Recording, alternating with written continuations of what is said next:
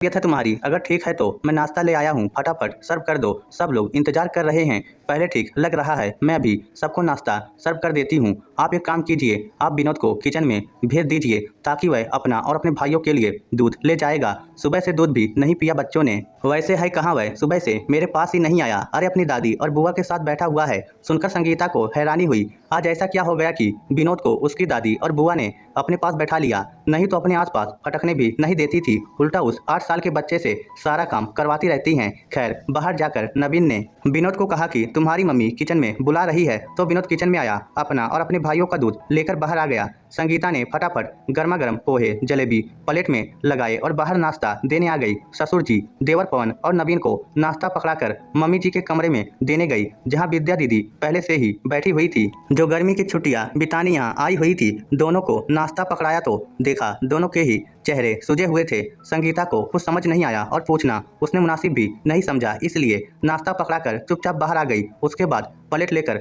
बच्चों को देने गई। ननद के दोनों बच्चों को तो नाश्ता पकड़ा दिया, लेकिन जब विराज को देने लगी तो विनोद ने कहा, मम्मी मुझे एक बात समझ में नहीं आई। बुआ और दादी ये क्यों पूछ रही थी कि तेरी मम्मी नानी के यहाँ बीमार पड़ी थी क्या? विनोद के मुंह से ये सुनते ही संगीता को बात समझ में आ गई और उसने विनोद को बातों ही बातों में टाल दिया। वो तो तुमसे ऐसे ही मजाक कर रहे थे बेटा, तुम भी तो अपनी नानी के घर से काफी दिन बाद आए हो। मम्मी सिर्फ 5-7 दिन ही तो रह पाए नानी के घर। कोई बात नहीं बेटा। पूरी बात सुनकर विनोद अपने दोनों भाइयों के साथ खेलने लगा, लेकिन संगीता को बहुत बुरा लगा। आखिर एक छोटे बच्चे से ऐसा पूछने की क्या जरूरत है? दरअसल अभी 8 दिन पहले ही संगीता अपने मायके जाकर आई है। खुद ब खुद नहीं आई, बल्कि उसे बुलाया गया, क्योंकि इधर ननद का प्रोग्राम अचानक से बन गया। जाने से पहले भी उसने पूछा था कि दीदी आप कब आ रहे हो, लेकिन तब तो विद्या दीदी का कोई प्रोग्राम था ही नहीं। और जैसे ही संगीता अपने बेटे विनोद के साथ गर्मी की छुट्टियां बिताने मायके पहुंची, उसके 5 दिन बाद ही विद्या दीदी अपने बच्चों के साथ यहाँ आ गई। विद्या दीदी के यहाँ आने के दूसरे दिन ही सासू माँ ने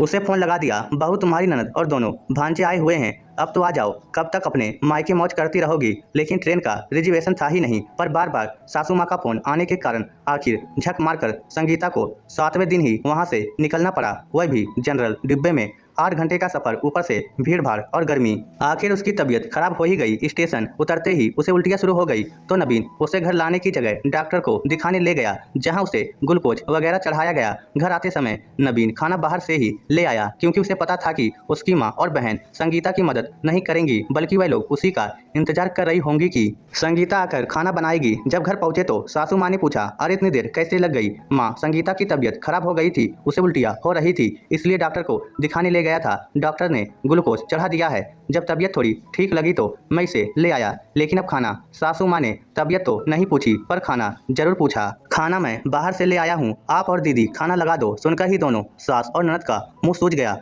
दोनों रसोई में खाना लगाने के लिए गई तो विद्या ने कह ही दिया, देखा माँ, तुम्हारी बहू को आते ही नाटक शुरू हो गए। अब भाभी की चाकरी और करो। अब क्या करूँ, मेरी तो किस्मत ही ऐसी है। तू छोड़ उसे, फटाफट खाना लगा। दोनों माँ बेटी ने फटाफट खाना लगाया। घर भर में सबको खाना खिला दिया, लेकिन विनोद और संगीता को पूछा भी नहीं। वो तो ननद के दोनों बच्चे विनोद के बिना खाना खाने बैठे नहीं, इसलिए विनोद उन्हीं के साथ एक ही प्लेट में खाना खाने बैठ गया। पर संगीता, उसे तो दोनों माँ बेटी ने पूछा ही नहीं। आखिर नवीन ने ही उसके लिए खाना लगाकर कमरे में ले गया। खाना खाकर संगीता जैसे तैसे झूठी प्लेट रखने रसोई में आई। वहाँ रसोई में झूठे बर्तन मुंह चिढ़ा रहे थे।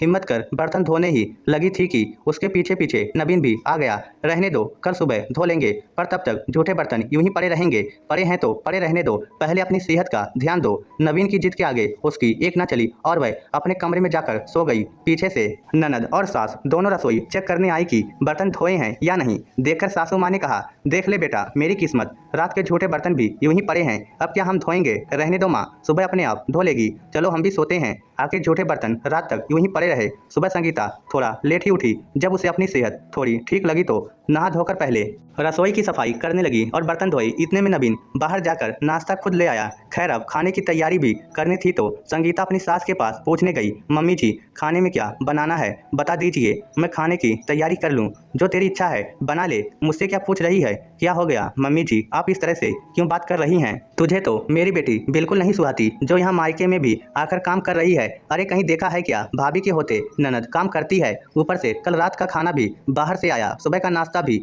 बाहर से आया। मेरी बेटी की ही रोटी तुम लोगों को भारी पड़ रही है। ये कैसी बातें कर रही हैं आप? माफ़ करना भाभी, लेकिन मम्मी गलत नहीं कह रही। आप अपने मायके में तो बीमार नहीं पड़ी, यहाँ घर में कदम रखते बीमार हो गई। क्या मतलब समझे हम इसका? बस करिए दीदी, बहुत ज़्यादा बोल लिया आपने। एक तो मैंने पहले ही आपसे पूछा था, पर आप अपने आने का प्रोग्राम बताती नहीं हैं। ऊपर से जब मैं मायके जाती हूँ तो अचानक से आ जाती हैं। आपको पता है ना कि मेरे मायके के लिए 8 घंटे के सफ़र करना पड़ता है, वो भी ट्रेन से, और उसके लिए ट्रेन के रिजर्वेशन होते हैं। गर्मी की छुट्टियों में तो वैसे भी ट्रेन में जगह नहीं होती है। आपके अचानक आने से कितनी दिक्कतों का सामना करके जनरल टिकट पर मुझे आना पड़ा। कितनी भीड़ भाड़ धक्का मुक्की होती है, ऊपर से कई बार बैठने की जगह भी नहीं मिलती। ऐसे में तबीयत बिगड़ेगी नहीं तो क्या होगा। और मम्मी जी आप बताइए, दीदी ने ऐसा कौन सा काम कर दिया? खाना बाहर से आया था, उन्होंने सिर्फ सर्व किया, बर्तन सारे मैं धो रही हूँ। दीदी को और आपको परेशानी नहीं हो इसलिए। नवीन जी खाना बाहर से लेकर आएँ, इसमें भी आपको कमी लग रही है। आइंदा से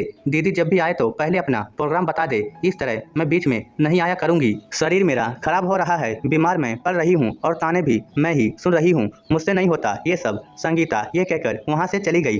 पास ही कमरे में ससुर जी ये सब सुन रहे थे। वह कमरे में आए और बोले, मिल गई तसल्ली तुम दोनों को। आखिर आज बहू को सामने कर ही लिया। तुम लोगों ने कितनी बार समझाया है कि रबड़ को उतना ही खींचना चाहिए कि वह टूटे नहीं, लेकिन तुम दोनों माँ बेटी समझती नहीं। एक तो बहू परेशान होती हुई तुम्हारे लिए यहाँ तक आई, ऊपर से उसकी तकलीफ को समझने की जगह तुम लोग उसे ही ताने सुनाए जा रही हो। आज बहू सामने हो चुकी है, अब जो भी बोलना सोच समझ कर बोलना, क्योंकि शर्म और हया का पर्दा एक बार हटता है ना फिर हट ही जाता है।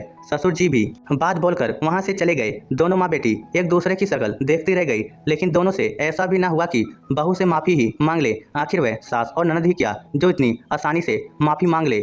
इस स्टोरी को लेकर आपकी क्या राय है नीचे कमेंट करके हमें